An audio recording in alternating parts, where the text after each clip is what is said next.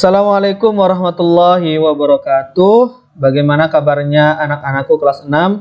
Semoga kalian sehat selalu sekeluarganya. Amin, amin, Allahumma amin. Sebelum kita memulai pembelajaran IPA pada pertemuan kedua ini, mari kita buka dengan membaca Bismillahirrahmanirrahim. Untuk pertemuan kedua ini, Ustadz ingin sedikit mengulas kembali penjelasan sebelumnya ya tentang perkembangbiakan tumbuhan. Perkembangbiakan tumbuhan dibagi menjadi dua. Ini hanya mengingat kembali ya, dibagi menjadi dua, yaitu generatif dan vegetatif. Generatif melalui perkawinan atau penyerbukan, vegetatif tanpa perkawinan atau penyerbukan. Untuk generatif kita bagi menjadi dua, yaitu berdasarkan asal serbuk sari dan berdasarkan perantaranya. Kalau berdasarkan asal serbuk sari itu dibagi menjadi 4, yaitu penyerbukan sendiri, di mana itu terjadi di satu bunga, penyerbukan tetangga terjadi di berbeda bunga namun masih satu pohon, penyerbukan silang terjadi di berbeda bunga dan beda pohon tapi masih satu jenis, penyerbukan bastar terjadi di berbeda bunga, beda pohon dan beda jenis. Untuk berdasarkan perantaranya, penyerbukan itu dibantu oleh beberapa hal yang ini, yakni yang pertama dibantu oleh angin atau disebut anemogami, dibantu oleh hewan atau zoidiogami, dibantu oleh air atau hidrogami, dan dibantu oleh manusia atau antropogami. Ini kemarin penjelasannya sudah ya, ini hanya kita sedikit mengulas kembali. Untuk vegetatif, ya ini perkembangbiakan tumbuhan tanpa melalui perkawinan atau penyerbukan dibagi menjadi dua, yaitu vegetatif alami dan buatan. Kalau yang alami ini terjadi secara alami tanpa campur tangan manusia. Kalau vegetatif buatan ini terjadi dengan bantuan oleh manusia. Untuk vegetatif alami dibagi menjadi 8. Yang pertama umbi akar, contohnya adalah wortel. Umbi batang, contohnya adalah kentang. Umbi lapis contohnya adalah bawang merah, akar tinggal atau rizoma contohnya adalah jahe, geragih atau stolon contohnya adalah stroberi, tunas contohnya pisang, tunas adventif contohnya cocol bebek, spora contohnya lumut. Ingat-ingat ya, di materi kemarin sudah ada. Untuk vegetatif buatan yang dibantu oleh manusia ada 6 cara, yaitu mencangkok, biasanya terjadi pada tumbuhan yang berkambium atau berkayu, menyambung dengan menyambungkan dua buah tumbuhan. Stek itu menanam bagian tumbuhan, bisa itu batang.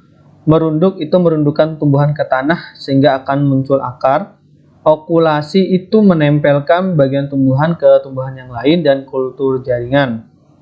Nah, sekarang kita akan melatih mengurutkan atau menyebutkan bagian-bagian bunga.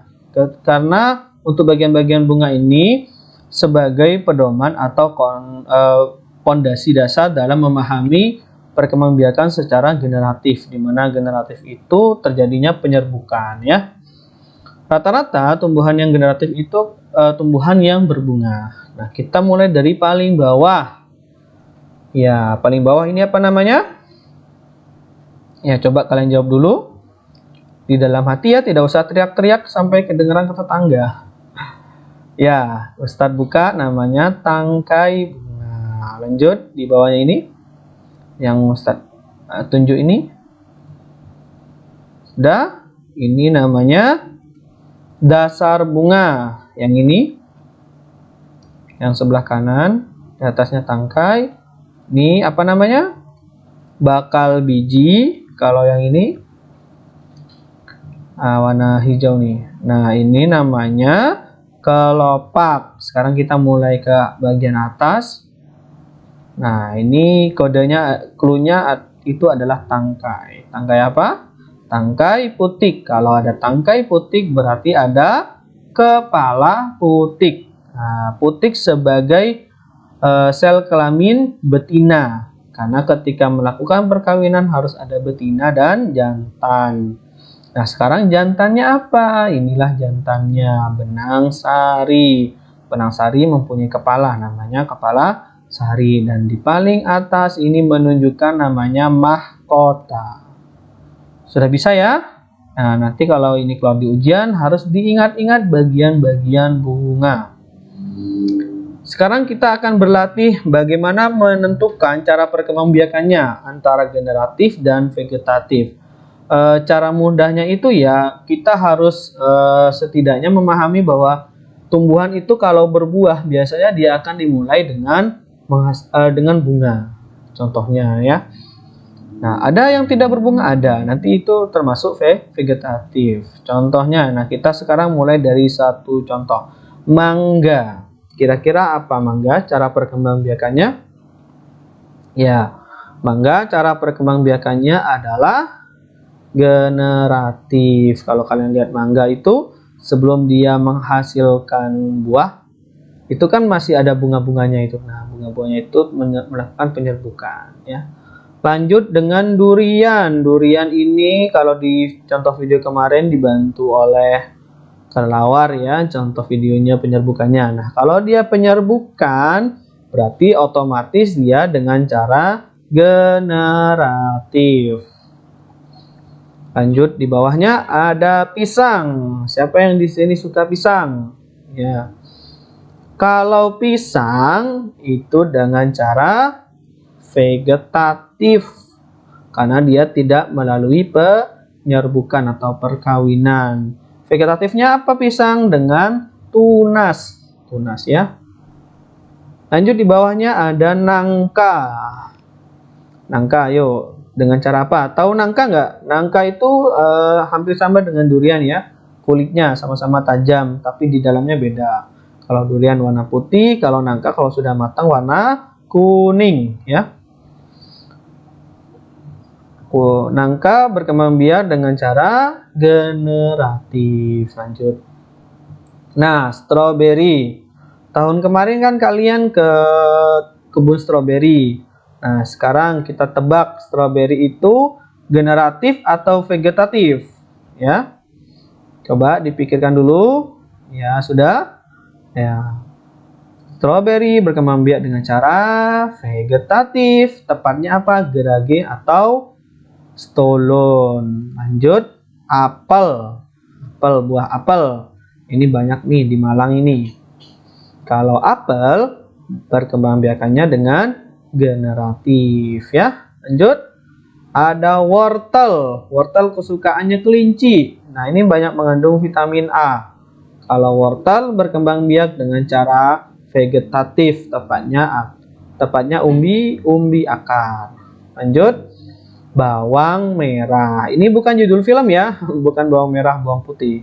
Ini bawang merah yang ada di dapur. Nah, bagi kalian yang sering masak, bantuin mamanya masak, pasti tahu nih bawang merah. Bawang merah itu kan berlapis-lapis.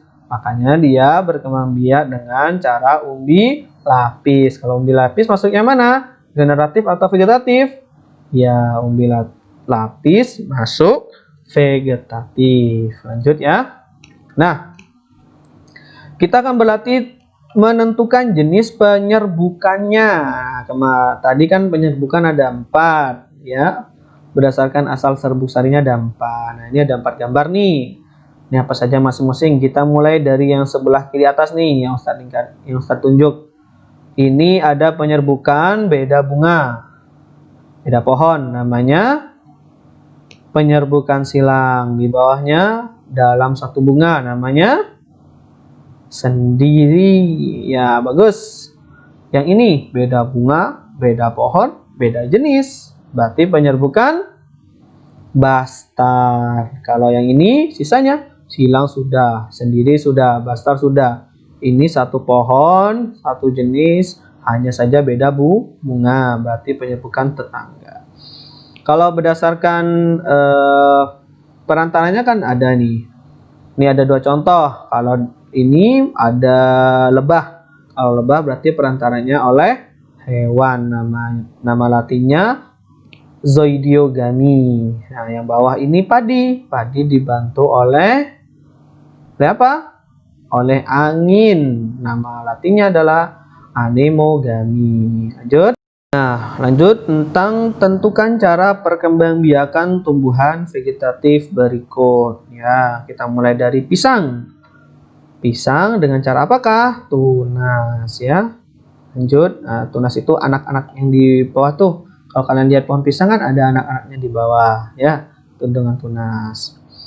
Bawang merah kalau kalian lihat itu kan ada berlapis-lapis. Nah, pastinya dengan cara umbi lapis. Bagus. Terus ada kentang. Tahu kentang kan? Ya, kalau kalian bikin perkedel, nah, itu dari kentang. Nah, kalau kentang, cara perkembangbiakan vegetatifnya dengan cara umbi batang. Lanjut cocor bebek. Kalau cocor bebek hampir sama dengan namanya mirip, kayak pisang. Apakah itu? Ya, tunas adventif. Lanjut. Strawberry yang warna merah. Ya, kalau kalian tahun kemarin kan KTS di kebun stroberi. Jadi kalian bisa melihat bagaimana pohon stroberi itu. Nah, kalau stroberi berkembang biak dengan cara geragi atau stolon. Lanjut. Lumut. Nah, lumut ini biasanya hidup di tempat yang lembab, ya, bisa di tembok dan lain-lainnya. Penting tempatnya lembab. Nah, lumut berkembang biak dengan cara spora. Lanjut, ada jahe. Nah, jahe ini yang untuk bisa menghangatkan tubuh. Jahe berkembang biak dengan cara apa? Rizoma. Sama bawahnya temulawak dengan cara rizoma, ya. Demikian yang bisa Ustaz sampaikan, dibaca-baca lagi ya materinya, dilihat lagi video-videonya. Apabila kalian ada yang kurang paham, bisa langsung menghubungi nomor yang sudah diberikan, ya. Wassalamualaikum warahmatullahi wabarakatuh.